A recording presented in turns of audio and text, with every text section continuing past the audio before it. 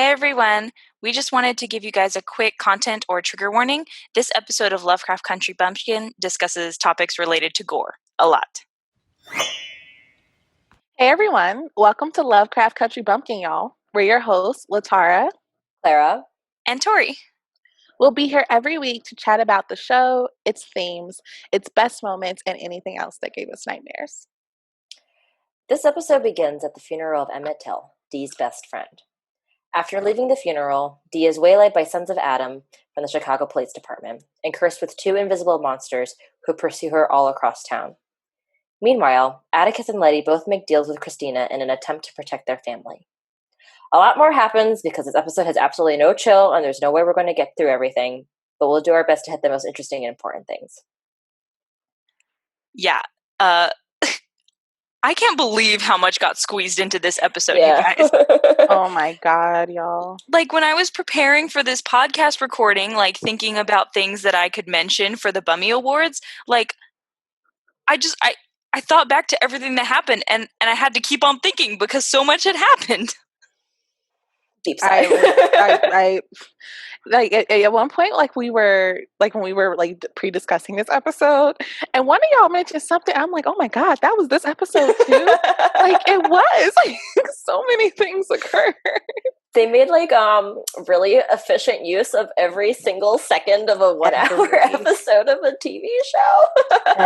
every single second. But interestingly, because this episode was a lot, but I feel like it didn't feel as disjointed as, like, for example, the third episode, I feel like also had a lot, but like in a bad way. Oh yeah. And this episode was a lot, but it felt, it was so tight. It was so well done. Like, I didn't mind the fact that I was deeply overwhelmed. You didn't notice how overwhelmed you were until you got to the end, and then you were like, reflected.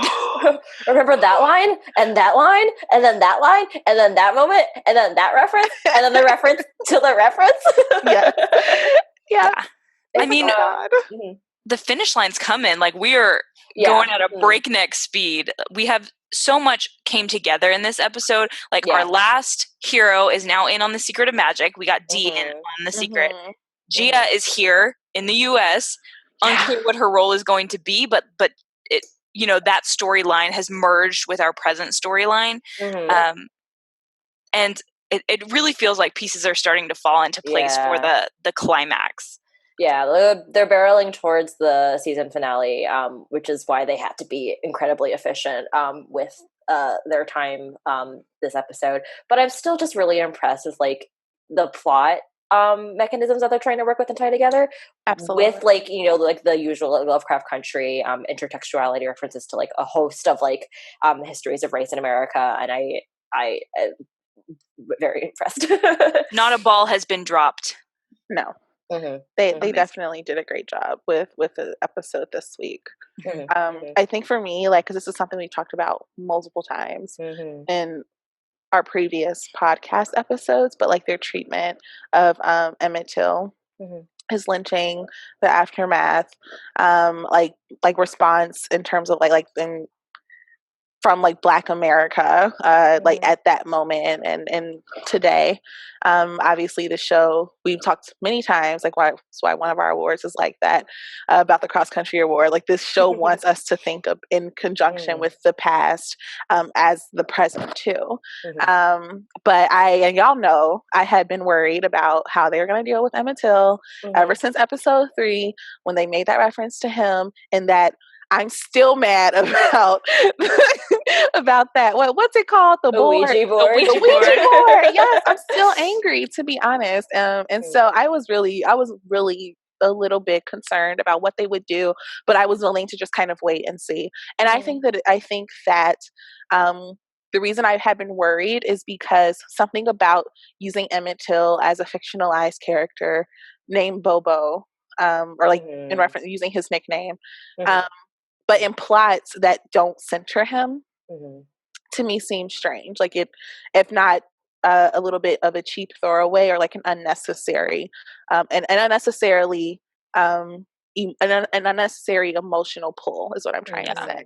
And it's like, if you're going to talk about this real person And this real event, which was his murder, his lynching, which was so central, I think, to Black American identity in the mid-20th century and onward, then to me, it's like when you're dealing with real people, you should treat them more carefully than when you're dealing with fictional narratives, I suppose.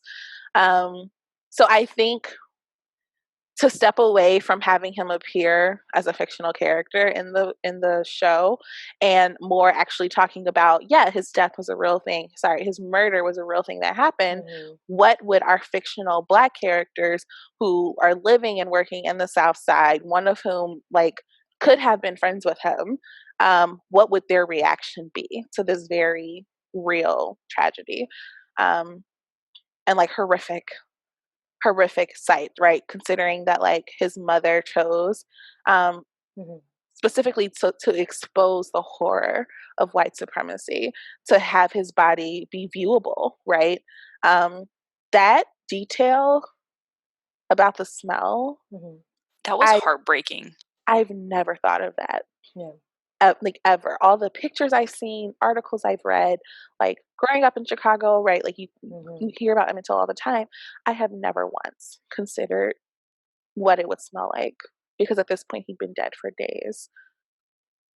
On a hot summer day. The hottest. With his body having to be transported back in to an Chicago. Open casket. I've never considered that detail. I thought that was heartbreaking. And it was honestly beautifully done. Yeah. But I will say I personally I felt better in terms of their treatment of Emmett Till, because he was real, and I think you should treat real people with more care. Yeah, I think this felt more like, instead of a exploitation of the person, for the automatic emotional impact of Emmett Till, it felt like honoring his legacy. And for instance, the smell detail, it added another dimension to a story that you think Yes. So, yeah, for sure. Yeah. Well, kudos to Lovecraft Country, as usual, for knocking it out of the park. Or at least giving us something to really think about and talk about as they do whatever they do. Yes. It's a lot in this episode. Whew, to discuss. Well, it must have been really hard for us all to pick a Bummy Award for this time, but who won the episode for y'all? My winner, my episode winner, my Bummy Award is probably the most obvious. I'm just gonna start there. D. An was icon. Incredible. We stand in this house. We stand. Honestly, her energy, I cannot imagine being that young a person and being able to channel my anger into just power the way that she does. Absolutely. Absolutely. And it's like any child of George and Hippolyta, of course, is going to be the smartest person on earth. An utterly incredible human. You know what I mean? And it's so I won't say that I'm surprised by how wonderful Dee was, but it was so great to sort of have that unveiled to us in this way. This was Dee's episode in a way. We talk about how each character gets an episode where we get to understand more facets of them than we had prior to that moment. And so sort of this unwrapping of all these layers of Dee's character, her strength, her humor, her courage, and her inventiveness, and to be reminded that she's a child whose best friend was just murdered, and then has to somehow contend with realizing magic is real and being stalked by these demon twins is what we're calling them, right? Our shorthand. We had the Afro goddess last time, and we have the demon twins this time. And her mother has been missing for a little bit. You're right. Yeah. That was this episode too. That was this episode, LaTara. She been through the ringer. Man.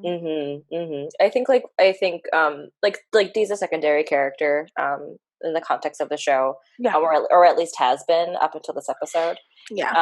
And we get like hints to like her interior life. Like she is an incredible illustrator. She's interested in sci-fi.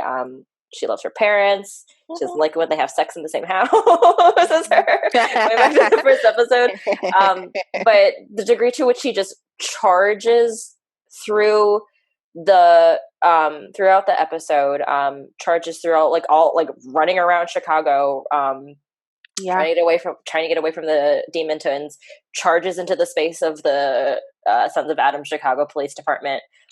Evil layer of nonsense. Incredible. Evil layer of nonsense is best. Layer of nonsense. It's just like this profound like forward energy that she has. Love it. After after like the traumatic event of the death of her best friend Emmett Till, in the larger context that her father has died also recently, and her mother is missing. And she knows that there's something going on that the adults in her life aren't telling her about to protect her.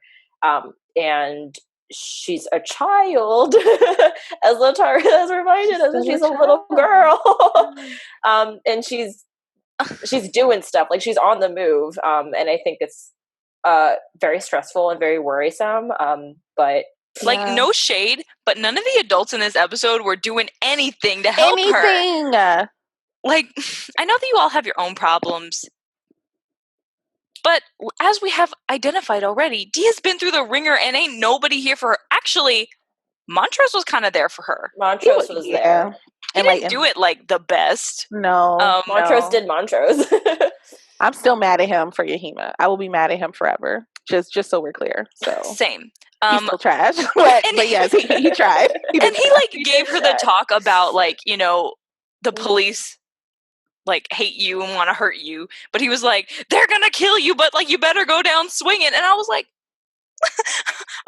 maybe you could have phrased that a little nicer. And then at the end, I know that he thought he was helping, but he let the demon twins get her. Yeah. At least he was doing something. It's better than anybody else. Well, he was he was he's the only character as far as I can remember in this crazy episode in which I never remember everything. Who was trying to level with her at least, and trying to meet her where she is. And he said it's he referenced another was a rite of passage to as a child, specifically in the moment of childhood, for Black people to contend with the death of a close friend, a loved one, someone in a person in your intimate community, and themselves. That kind of fear. And he references throughout the episode kind of these inaugural moments in childhood.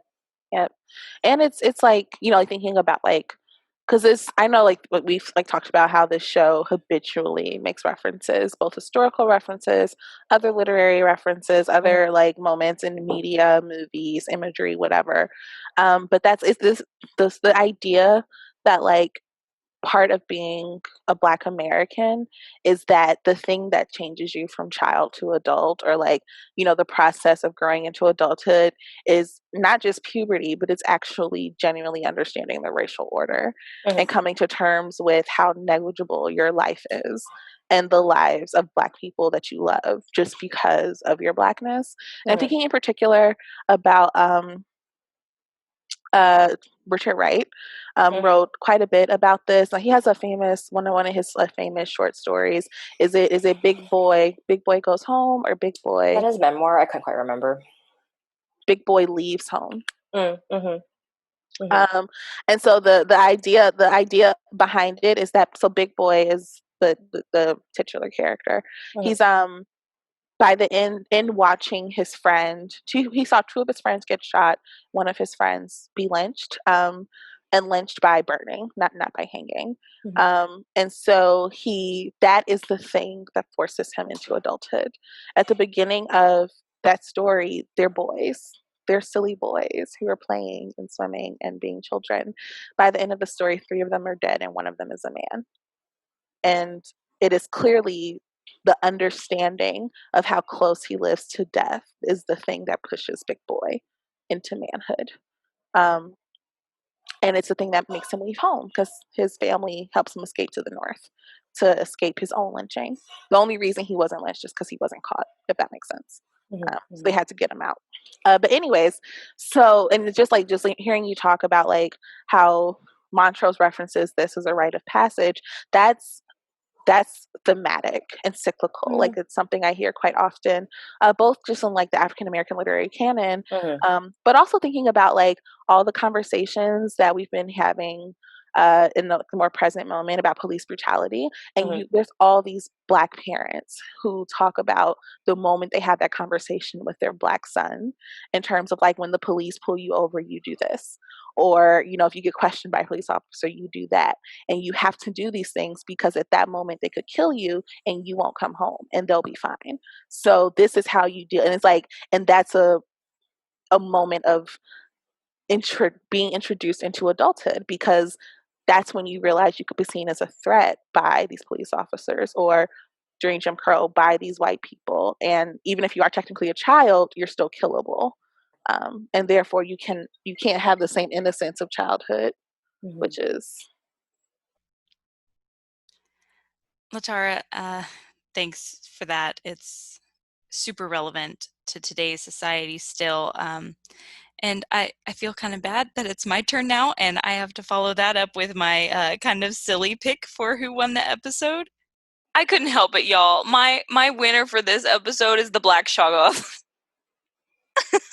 I know this is like kind of like a step down from all the intense things we've been talking about, but it was just like the moment when that thing popped out the sewer or wherever he came from. I was like, what? It blew my mind. I did not see it coming.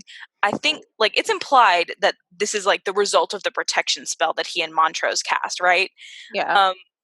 Which now I'm wondering, like, does that mean that the Shoggoths from the forest were Christina's, or they were her father's? Like is why is it black? Is it black because it like crawled up out of the concrete, or because Atticus is black? Like, I don't know anything, but I'm still here for it. I choose to believe it's because Atticus is Black, and therefore his personal Shoggoth, who is there to protect him, is Black to match him. And I like this. I would like my own matching Black Shoggoth who protects me from my enemies when I go out in public. You know, I don't mind this. Get LaTara a Black Shoggoth. Please. This is what she needs and deserves. Adopt, don't shop. Adopt. I mean, if I can get that goddamn book and just like say the little spell. Yeah, you know the spell now. It's fine. You know, I can. Well, I don't know, because Montrose be messing stuff up. I was gonna say I could get him to do it for me. So nervous when he was like, "By the way, I'm dyslexic. Let me read this spell in a language I don't know with zero practice." Man, and I was like, that also happened in this episode. To me, okay, I don't know why that took me out, but I was so weak when he was like, I'm dyslexic. And Tick was like, since when? And he's like, forever. And he's like, I was young. Else you wanna share that you've been keeping from me? That was like good. He's a bundle of surprises. I will say that. Like, he is a mystery wrapped in a riddle, buried in a labyrinth. He's complex, very, in an interesting, fun kind of way too. He's interestingly complex. He's fun complex. Not like annoying complex, which some people are. Yes, we can get to those characters later. I have things to say. When I forgot about the Shoggoths, because I tried to forget about them because it's disgusting. All the eyes. Yeah, but when the Black Shoggoth like blinked its eyes on its back, I was like, it like retched a little bit. Yeah. Yeah. That's the whole scene was just like a lot. I was like, oh my god, we're going back to Lovecraft like monster stuff. Like out of the blue, like we just like, oh okay, we just thrown back into Lovecraft country on the north side of Chicago. My winner of the episode was the demon twins, and their true, deeply unsettling, terrifying, different manifestations of horror, different horror tropes. Like, we got creepy twin thing going on. We got clown thing going on. You got like animated doll vibes a little bit. Oh my god, like zombie too a little. Zombie, yeah. To me, this is like one of the most like sophisticated, I think.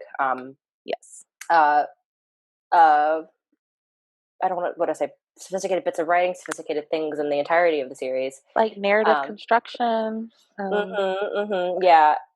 I don't know. Yeah, like that no one but Dee sees them. Like, it's just like, that's another like layer of like terrifying. Like, going back to our, if we're talking about our list of horror tropes, like children having a sort of clairvoyance that the adults around them don't have.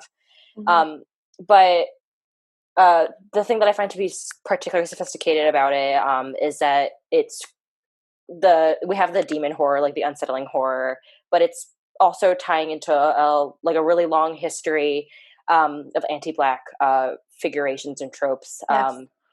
That's kind of stem from the moment of at least as far as I can remember, as far back as I am aware of the 19th century and the slave plantations.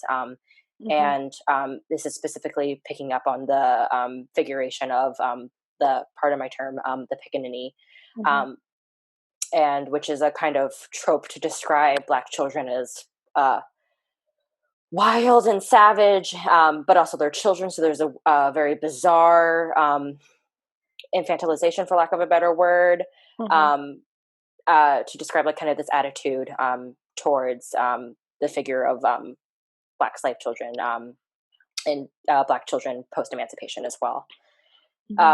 And this is also tying into like the movements of the twins, who are, by the way, whoever cast them, good job for incredible dancing. Oh my gosh. They were incredible so choreography talented as well. The athleticism was incredible to behold. But also like this tapping into the horror, the unsettlingness of the minstrel tradition. And kind of, the minstrel show being the first and most popular American theatrical tradition. And the horror of kind of viewing blackface in the minstrel performance and using that alongside or to feed into the depictions of the demon twins, I think was, I think very emblematic of the kinds of work that the show is trying to do with race and horror as a genre.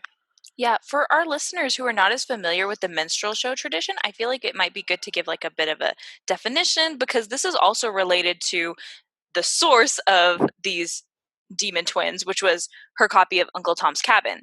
Right? In the novel Lovecraft Country, this is like a witch doctor doll that one of the kids brings to the attic, right? But here we have it explicitly related to Uncle Tom's Cabin, which is like, it was an abolitionist text, but also has like an extremely fraught place, I think, among the literary canon these days. Can you guys talk a little bit about the minstrel tradition, about Uncle Tom's Cabin?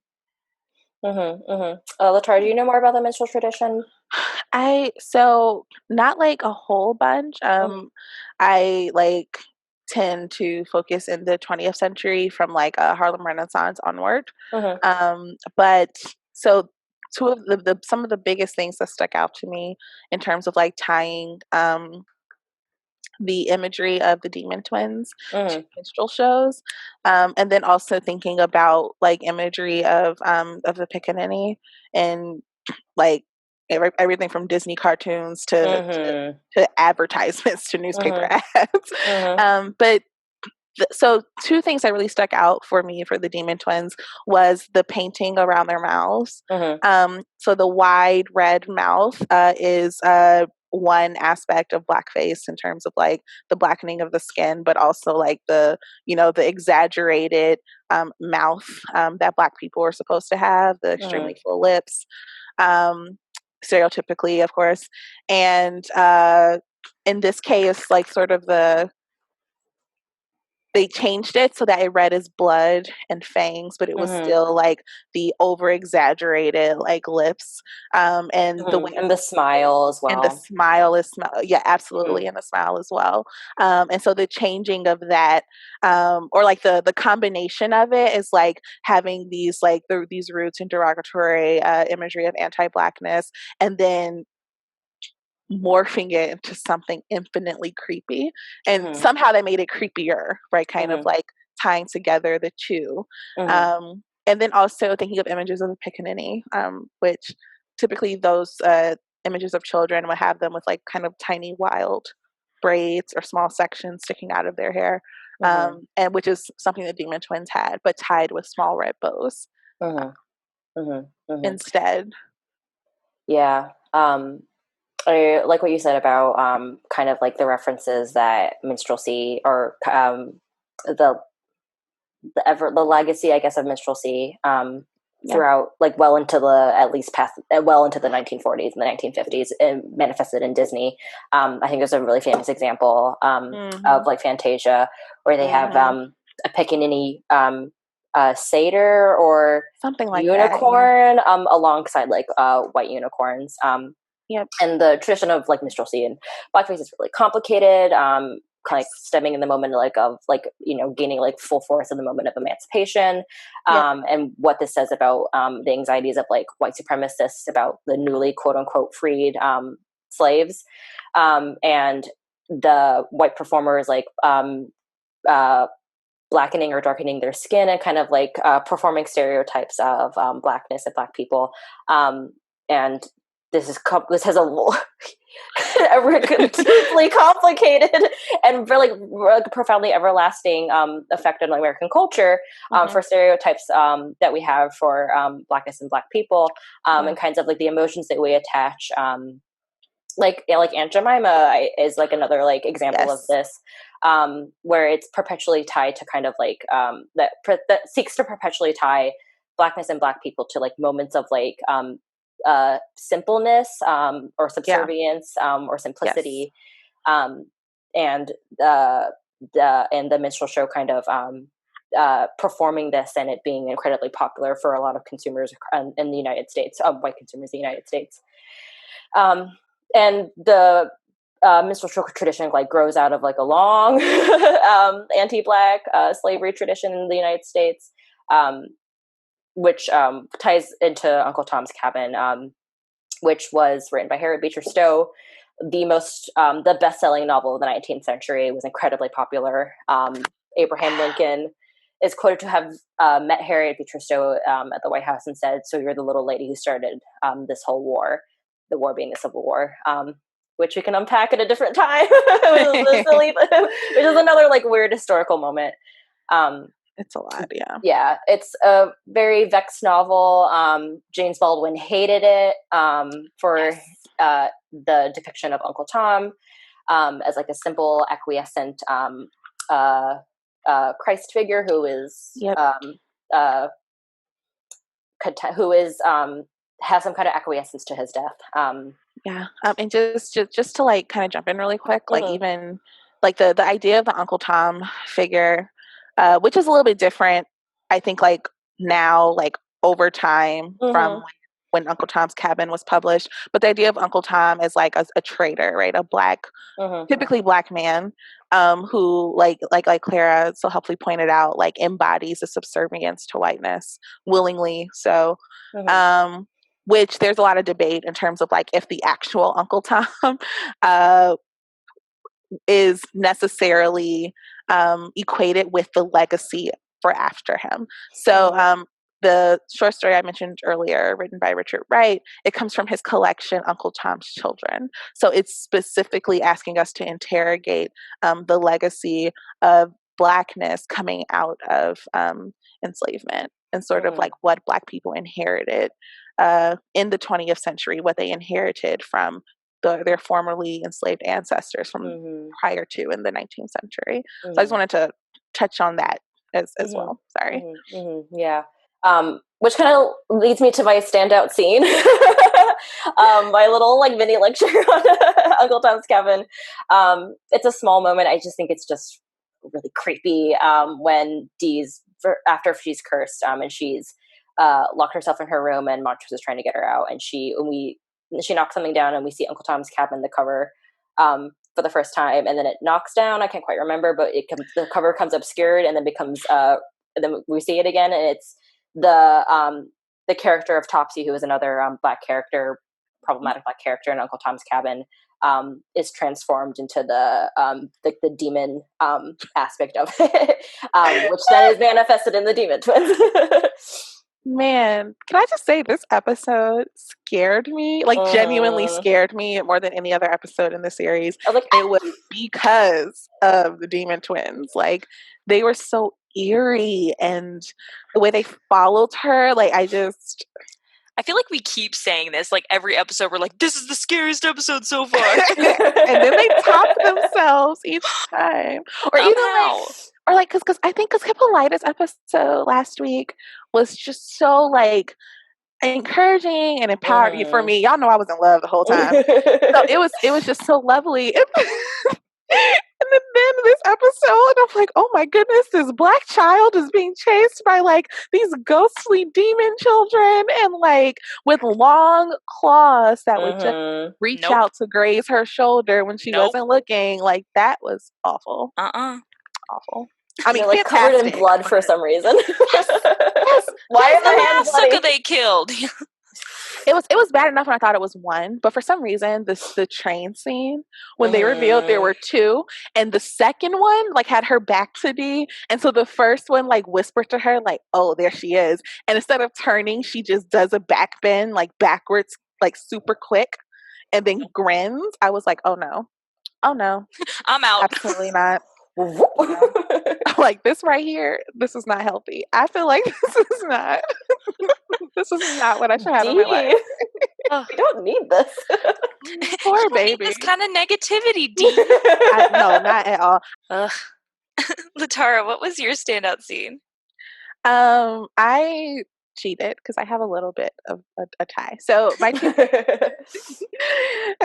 not surprising. My two faves are when Dee went to the police captain's office and told him off and dragged him for filth, and then spit on him, and then said, "And this office stinks," before she slammed her way out the office. And I was like, you, ma'am, are my hero. Like, she was just like, what did you do to me? Take off the curse. And she's like, I'm not going to make a deal with you. Goodbye. And then peaced out. I was like, ma'am, you are legendary. She is. She's a young legend. She's a young legend. Like, she's absolutely incredible. I thought that was fantastic, and I loved it. And then also, for some reason, I don't know why, because I do like to say I do not like Shoggoths, okay? I know that Tori's like, oh my God, they're awesome, and I respect her for it, because I'm just like, absolutely not. However, for some reason, the way that the Shoggoth at the end like bounded up to Tick and like stopped in front of him and like butted Tick's hand with his nose so Tick could pet him, I low-key thought that was kind of cute.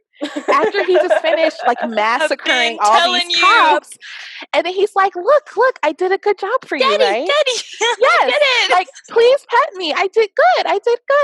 And so Tick is like, oh my God, this is my pet Shoggoth, and I'm like, hell yeah, he is. He is living my dream. So I was kind of down for it. I'm not gonna. I'm sorry, Klara. She looks so. For those of you who are listening and not like watching the video, she looks so disturbed. But just that moment when I want this for you too. I'm happy for you.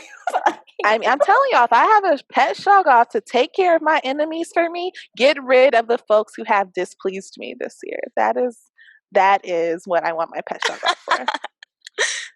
That's what needs to happen in 2020. Right? I repeat, get LaTara a Shoggoth. please. But yeah, sorry. So those are my two faves.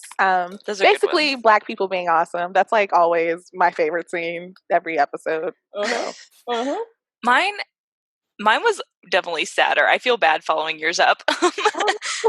Mine's the scene where Dee gets stopped by the Chicago PD, and like she doesn't know about magic, so at first she thinks this is, your routine life-threatening encounter with the police. And that was just like, it was so hard for me to watch that. like it was hard on several levels because one, you have her like terror of being stopped by the police and the way that they're like roughing her up and like treating her, and then like when he just spits on her, and God. There's that follow-up scene where she's in the bathroom like scrubbing her forehead and crying, and like that was just I don't even have much to say about it because I'm just like, there are no words. It's just terrifying. The maggots on the ground. Yes. Yeah. To reflect their maggot selves. Their maggot selves and their rotted hearts and souls and brains and minds. Yeah. Let us not forget that Dee is a child. She's still a little girl. Still a child, yes. Mm-hmm. Was that the okay, yeah, sorry. I had to think back to that scene because I think that was the first time. I don't know. Like, so do you guys remember the episode where Ruby like turned into a white woman for a little bit, and there was like the black kid who was like trying to help her, and then the cops like were like roughing him up, and like Ruby had to step in and be like, no, like it's fine. And then like I don't know why, like because that when that happened, it was sad and it was hard to watch. But something about this one, I don't know if it was like just harder to watch because it was also magic, so it was like an undoing of like her innocence on multiple levels, or something. Like I don't know, but it was something so eerie that she could be attacked by cops, which of course, but she could also be attacked by cops who do magic, which just seems unreasonably unfair. Like super unfair. It's super stacked against her. Yes, I'm like, this is bad. Like this is really bad. So, should we go on to the cross country awards then? Yeah. As you guys know, the cross country award is given to the theme from Lovecraft Country that's the most relevant in our country. So for you guys, what was that this week? I want to be a little sensitive about it. But at one point, someone uttered the phrase, "I can't breathe." And obviously this has like incredible relevancy. For our own moment in October 8th, 2020, after the summer of 2020, and George Floyd's murder. But the show was most certainly filmed before then, and finished before then. And so to me, this was probably most explicitly an immediate reference to Eric Garner's murder. Yeah. And so I'm picking the phrase "I can't breathe" as the cross country award for this episode, and just kind of the profound tragedy of this being a repeatable phrase throughout the decades. I think one of the, when we again talk about this all the time, one of the that this show wants us to trouble our idea of the past, and of history and of time, and like I think you're right in that they will want a show that takes place in 1955 to harken back to words that Eric Garner would have said, and to words which that George Floyd also said.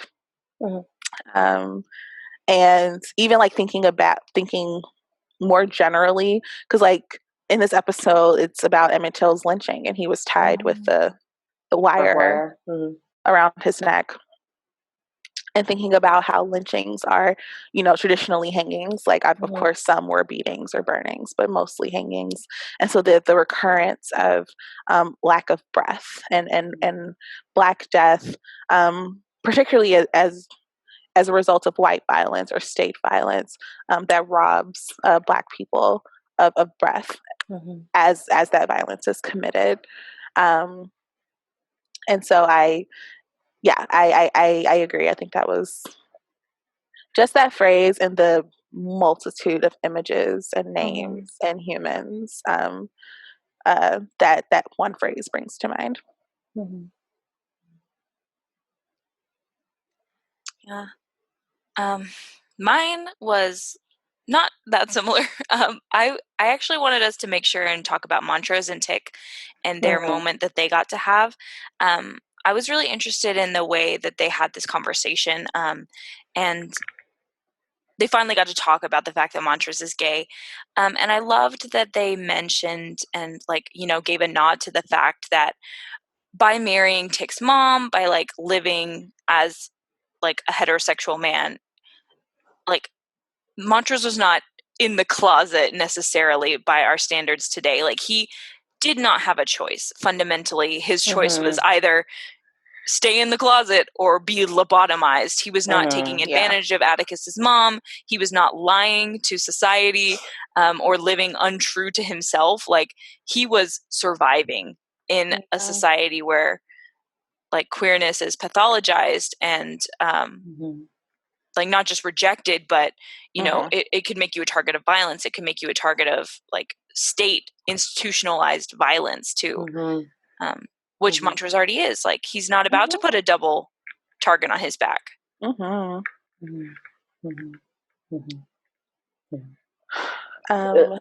relationship between Montrose and Tick in this episode was fleshed out more, obviously. Yes. A lot softer. No one's punching anyone in the face this episode. Because Tick's a dad now too. Because Tick's a dad now too. Yeah.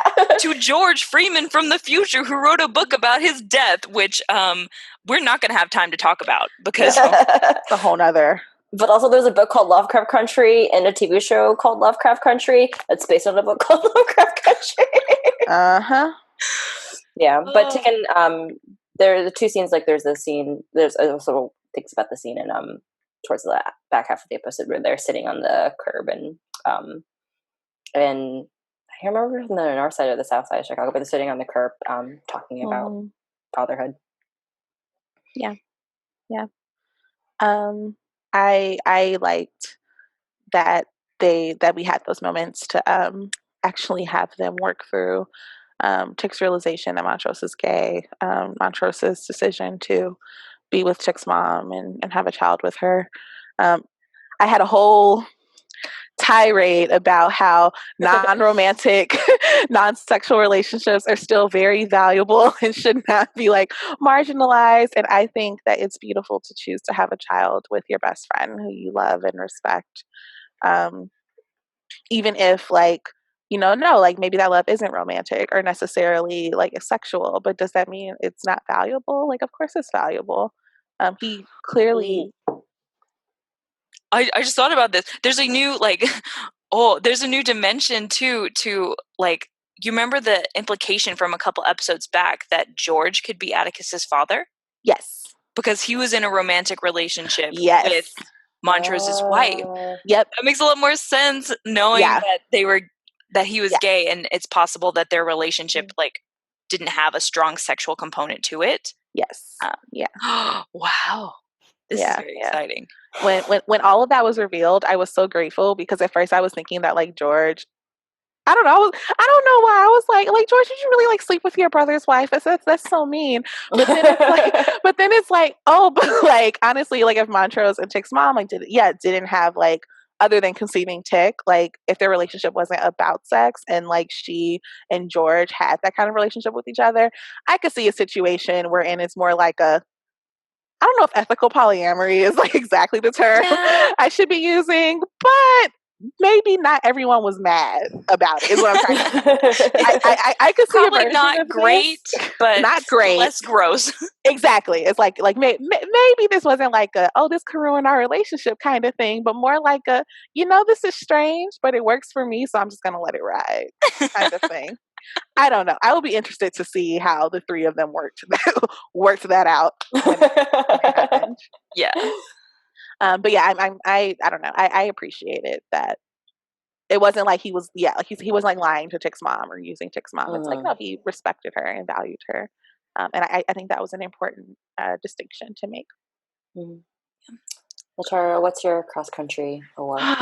Man, as per usual, I'm in love with Ruby always, and so I. She's so cool. She's so beautiful. So cool.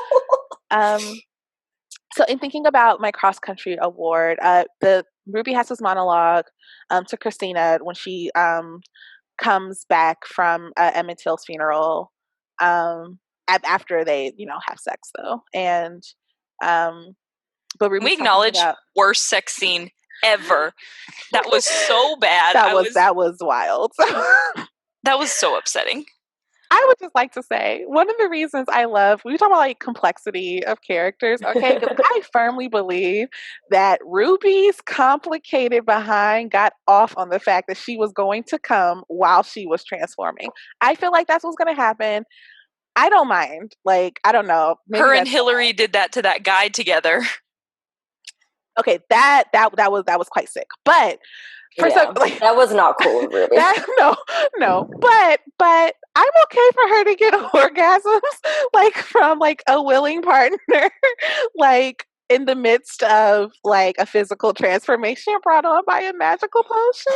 Like, I don't know. It's not conventional, but we don't kink shame on Lovecraft Country Bumpkin. We do not kink shame. And all I gotta say is she seemed satisfied after and a whole lot more relaxed. So you know what? I'm not gonna bump her for it. But after though the super wild sex, the part that got me was when she was talking about what it feels like being Black in Chicago, going to this child's funeral. And so some of the words she said, like, powerlessness and like guilt, shame, anger. And it's just like these are conversations which echo once again thinking about ongoing conversations we have now around police brutality, and Black Americans, or just Black people who are on American soil, because police don't care about your citizenship if you're Black. Like, you just look like you could just be killed at any moment, and you just don't know when it's going to happen, who it's going to happen to. And then something that really struck me was even Ruby's feeling guilt for coming to the Braithwaite house, like after, like she left, right? She's like, I should be on the South Side supporting my people, and I'm not. Like I got away because I knew that I could. And she felt guilt for that, for like the very conscious decision to take care of herself by being a little bit selfish. And so that just, for me, that goes back to a lot of conversations that I've like been in, read online, in terms of like that tension of like being a Black person and wanting to take care of yourself as an individual, but also feeling this sort of like ethical imperative to contribute to the status of Black people in our country in some way, even if doing so may impact your own personal mental health. And it was just a lot. It was a very complex reaction that she had emotionally, and I appreciated that she delineated each of those emotions, which somehow seem like they should cancel out each other, but they don't. They just kind of make each other more intense. So, yeah, I'm really looking forward to how Ruby and Christina's relationship continues to develop, because even though we had Christina here saying, no, I don't care about Emmett Till, and you don't care about Emmett Till, you just want to have sex with me. Like, there's a lot to unpack there that we're not going to get to in this episode. But yes. She said that, and then she goes out and hires some guys to kill her like Emmett Till was killed. Like, which... useless. I'm sorry. I was going to say wild, but you're right. Like, she can't die. She can't experience it the way Emmett Till did. Like, just like, girl, like Ruby did not ask you to go out and like, get yourself killed so you could see like what this like poor kid felt like. She wanted you to just empathize with her. Can't you just like go back and give her a hug or something? Like, I just make her some tea. It just felt so unnecessary. And like, I was like, remember earlier when I mentioned the complex characters who were annoying? I was talking about Christina, because this was super complex and I was super annoyed with her when she went and did this foolishness, but didn't want to just go give Ruby a hug. She's so over the top, but so over the top. She's a compelling villain, but she's also just like, yeah. The immortality thing, I was like, that's kind of lame. That's lame. I would like to see this. I would like to see that be a front for something else. Yes. Yeah, I because I like, again, Christina, she is complex, okay? She's not, I don't believe she's gonna have some basic like what every other white dude like who's a villain. I want to live forever. Yes. I just expected more of her. I'm just not sure. I know expected I just said better villainy. But yes, she's a good villain. Mm-hmm. Because she sometimes does slightly not villainous things and sometimes super villainous things, and every time multiple villainous things. But she keeps you guessing, which is why I like her. She's a compelling villain. Mm-hmm. Mm-hmm. And so this was too basic for her. I don't buy it. I think there's something else happening. Well, fingers crossed that there's more villainy to come. always in Lovecraft Country. And you guys know. More villainy and black Shoggoths. That's where we're headed. That's all we're asking for. Mm-hmm. Well, maybe not Klara. She looks sick at the thought of the Shoggoths. Like, no. I just don't need to see frogs with eyes on their backs. Possibly fair. Tick. This one liked Tick. I like Tick. I'm trying to definitely marry this man. So whatever. If you marry him, you'll have a pet Shoggoth built in. Right? Honestly, it's perfect. Yeah, but you'd have a pet Shoggoth built in.